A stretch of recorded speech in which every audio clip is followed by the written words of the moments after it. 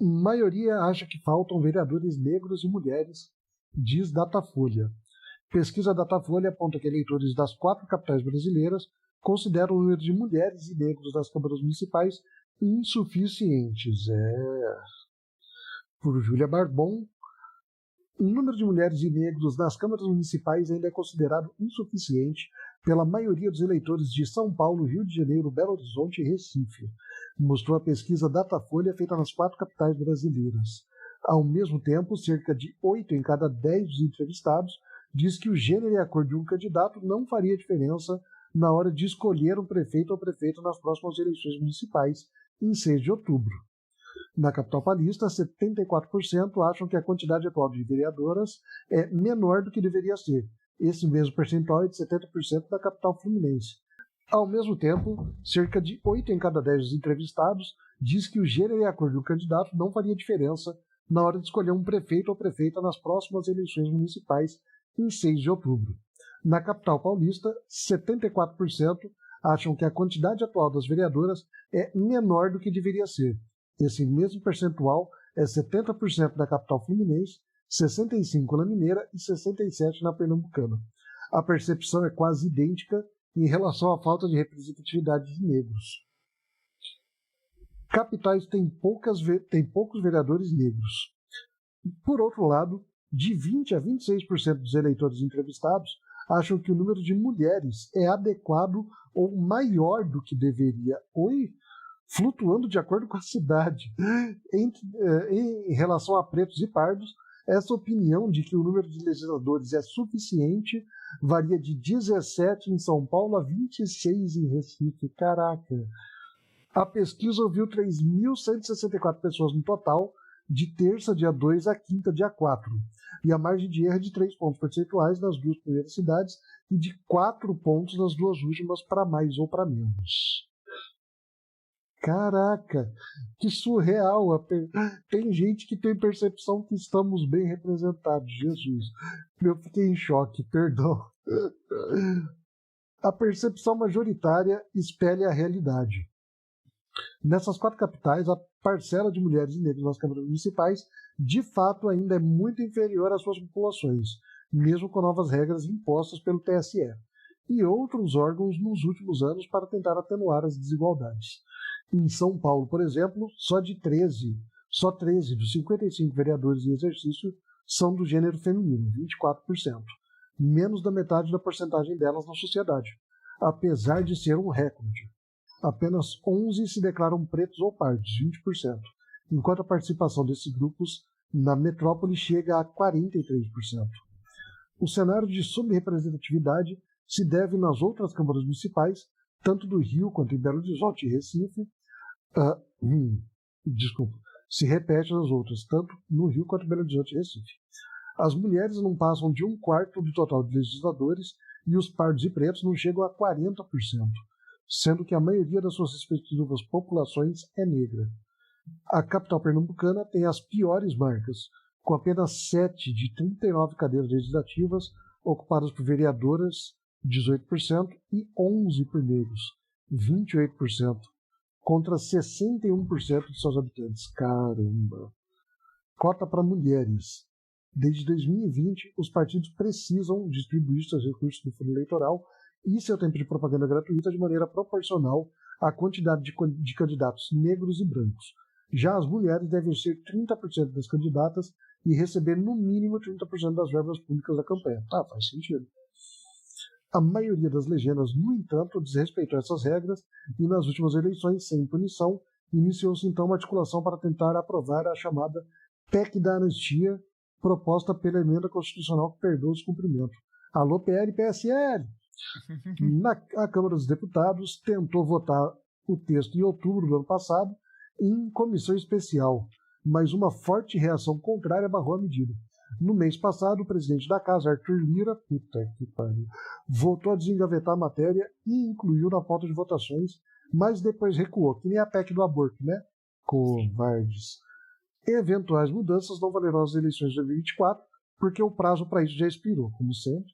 Mas a tramitação da PEC e também a chamada mini-reforma eleitoral, que impacta as ações afirmativas atuais, gera insegurança jurídica para a participação de pretos e pardos neste ano, afirmam especialistas.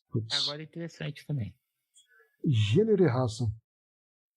Mesmo opinando que a representatividade na política é insuficiente, no geral, a maioria dos entrevistados pelo Datafolha das 4 capitais diz que gênero, cor, orientação sexual ou religião dos candidatos não fariam diferença no momento de escolher o seu prefeito. Entretanto, votar em branco.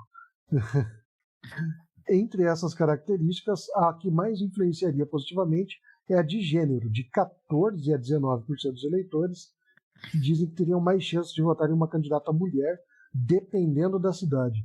Já ser ateu é o que mais influencia negativamente, Jesus. De 16% a 29% teriam menos chance de escolhê-lo. O fato de um postulante ser evangélico, por sua vez, tem impacto tanto positivo quanto negativo. Se de um lado 10 a 14% dos entrevistados relatam mais chances de escolher um candidato, de outro 12 a 16 dizem que teriam menos chance. Tá. No geral, o fator religião tem mais influência em Belo Horizonte, Recife, do que em São Paulo e no Rio, ainda que as diferenças entre capitais fiquem dentro da margem de erro da pesquisa. Agora eu te pergunto. Aonde que a gente está nisso? Por que não pode ter um candidato aí no meio um candidato com deficiência nessa pesquisa? Sim. Cara, Neto, o que está me incomodando muito na esquerda, cara, toda a pauta, toda a fala, isso aí é dos youtubers, das matérias, tudo. Cara, eles excluem a gente. A gente é a minoria também. É a pauta da população negra, LGBTQIAPN+. Que é a minoria que dá voto, né? Velho, e a gente, que dá quantidade de voto, Como que fica a política pública pra gente? Pois A gente não tem representatividade. Quantos senadores, quantos deputados com deficiência tem lá? Pois é, pior. Quantos tem com consciência social? Porque Mara Gabrilli não conta. Não, a Mara Gabrilli... Porque, para começar, ela não é... Ela é um desserviço à causa PCB. Ela não vive o que a gente vive. Não. Ela não vai ser internada fora da cidade aí, entendeu? Ela tem a cuidadora 24 horas, com mais todos os outros cuidados a domicílio. Não, a mãe né? dela não tem que pegar e tirar ela daquele de roda lá, ferrar com a coluna. Exatamente. Eu tô falando da gente. Exatamente. A gente que vive as mazelas aí da deficiência nessa sociedade hipócrita. Aonde que a gente entra nisso aqui? Exatamente, não entra. A gente nem entra na conta. Cara, eu li isso daí. A gente nem entrou na pesquisa. Aí eles querem que representantes sem deficiência representem a gente. Sim. A gente, velho. Como que a gente vai ocupar os espaços, né? Que é mais fácil, né? Sempre pelo mais fácil. Aí, pela lei do mínimo esforço, a gente vai ficando empalado mesmo. É por isso que tem que incomodar mesmo, é por isso que tem que fazer barulho. O trabalho é ser isqueirinho, o bagulho é botar fogo. Aí tudo bem, eu sou a favor das cotas aí para representatividade das mulheres. Sim. Sou a favor da cota para representatividade dos negros, indígenas, enfim, tudo. Sim. Aí a nossa cota... Tem que ter também. Não entra, cara, a gente não tem. Tem que ter.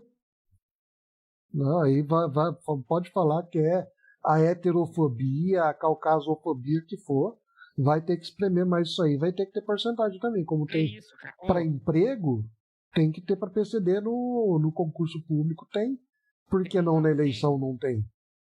É tudo isso. Não, cara. Tem que ter sim. Que vai martelar, aí depois a gente tem que deixar as políticas públicas na mão de quem não tem deficiência. Sabe, eu acho que é bem isso. Sobre a gente, entendeu?